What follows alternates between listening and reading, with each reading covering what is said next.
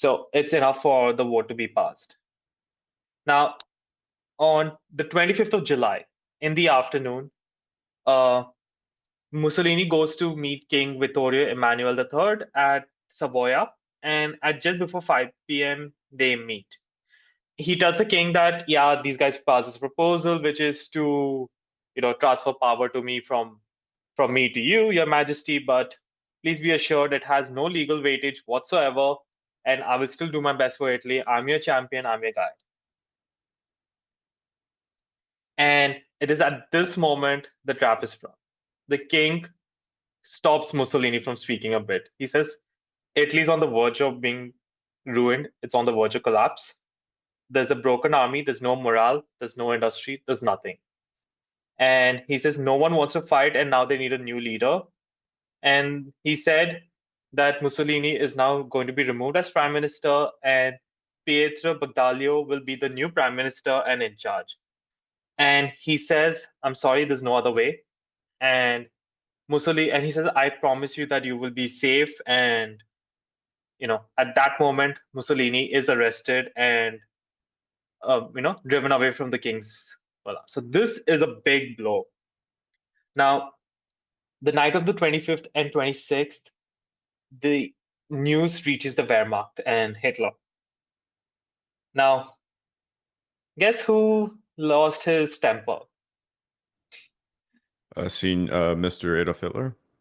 Yep. And according to him, he claims the Soviets are no longer the greatest enemy of the German people. It is Pietro Badoglio. He's this a horrible, slimy guy. He's this evil guy that's, trying to destroy us and everything.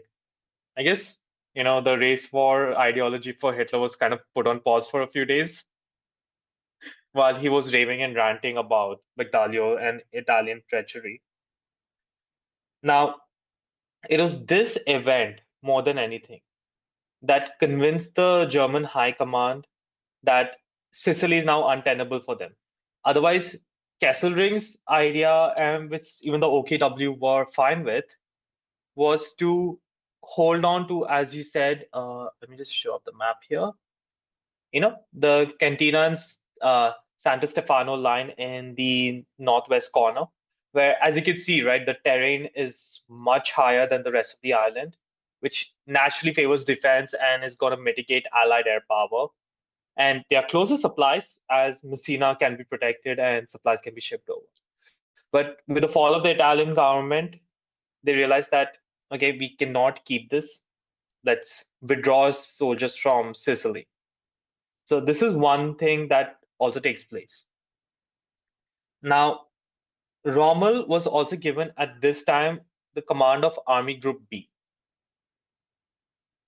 And Hitler also debated about sending 3 panzer divisions to Rome at this moment. So there are not divisions in Italy right now. And the idea is to arrest the king and the members of the government, but Kesselring kind of tells him not to do anything. And the orders of the Führer are from Sicily, all German troops, especially the Fallschirmjäger and the Hermann Göring Panzer Division, are the priority units that have to be withdrawn. Now, at the same time, the Germans also they launched this Operation Battle Axe. I think it's kind of I can't remember the exact German pronunciation, which is German troops are now going to come into Italy and the Balkans and Greece in force and just disarm the Italian armies completely. In German, it's Operation Lehrgang. Yeah, thank you. Much appreciated. But that is a plan. And Rommel is to be put on standby to take command of Army Group B, because prior to his deployment onto the Western Front, as we know for D-Day and such, he was actually supposed to command the army groups in the south, the Southern Front. Now, one more thing is also Hitler finally was talked out of the idea of launching a coup against the Italian government by Kesselring and a lot of the Wehrmacht senior staff, because they just felt it's not worth the risk. And now, without its main ally, Germany was going to fight a losing war on its own. And there's no turning back now. That would be the fall of Italy, Mussolini and fascist Italy. Yep. And here I'm gonna toss up actually the same map that you did because you're right to show this actually shows the main line properly. Whereas the other map I had it Mount Etna takes too much of it and it kind of doesn't show off where the units are. But yeah, so these developments are significantly impacting the fight in Sicily.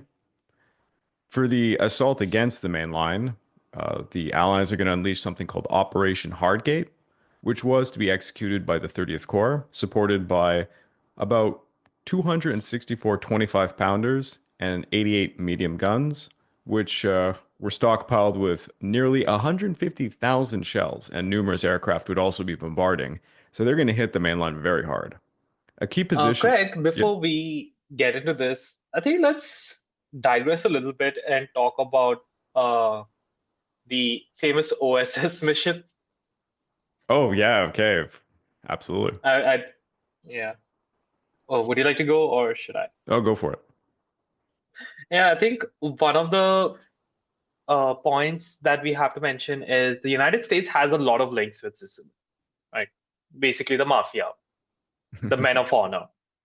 Yes. The Office of the Naval Intelligence has reached out to Lucky Luciano, who's in jail. And keep in mind, the guy is so influential that he's still running his criminal enterprise while in jail. And they say they'll give a pardon, and he needs to help them, like, use the mafia in Sicily, which are dormant, and help the Italian troops just wither away. You know, the idea was just to convince them to desert.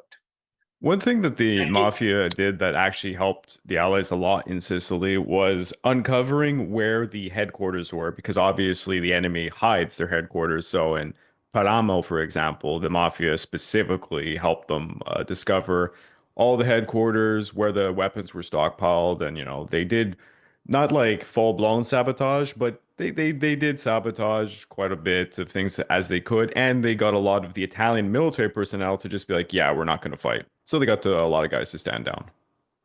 yeah, and it's quite easy with Italians convincing other Italians versus say American or British agent.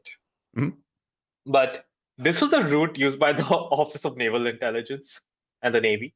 Hmm. This was not what the OSS did. So there was Max Corvo.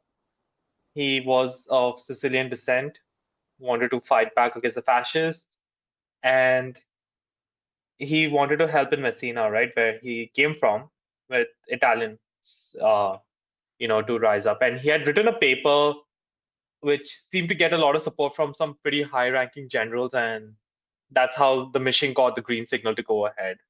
And this mission is nothing short of a comedy. With He's to leave the United States on mainland on the 20th of May, 1943.